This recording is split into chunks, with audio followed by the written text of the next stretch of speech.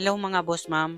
Ayan, para sa mga naghahanap dyan ng Ford Everest na 2017 model automatic 4x2, naka-titanium na kayo dito. 2.2 liter engine.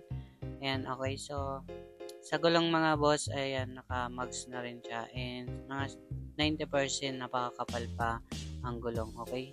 Ayan, bagong-bago pa. And dito sa mga original paint, bali, kahit dito sa mga tail light sa likuran and emblem, kompleto. Wala naman siyang basag dito. Ayan.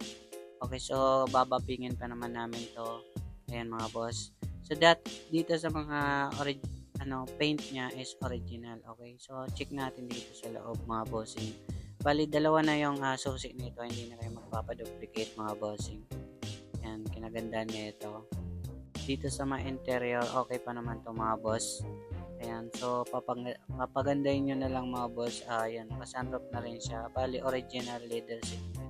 Dito sa all power naman yan mga boss. Ayan, okay. So, good condition to. Wala naman po itong issue. Ayan, automatic na rin naman sa upuan niya. And dito sa second row mga bossing, ayan, pipindutin pa lang 2 beses para mabuksan natin. Ayan, okay naman. So, wala naman punit dito. Naka-dual aircon na rin siya.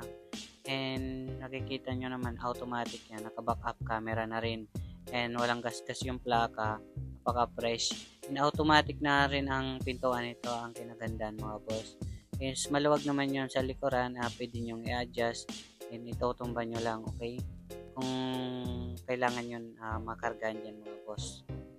Yan mga kinagandaan ng mga SUV mga bossing.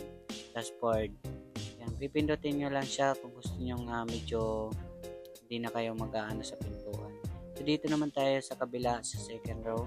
And, ayan, nilagay lang yan. Upgrade nyo na lang sa mating para mas lalong gumanda mga po. Yan yung sunroof natin. So, yung pindutan. And, basta, okay na yan mga boss. Napakaganda na ito, napaka-fresh. Sa swak yung budget mga boss, fresh na nito is sa presyo nito mga boss is nagkakalaga ng 770,000 ang asking.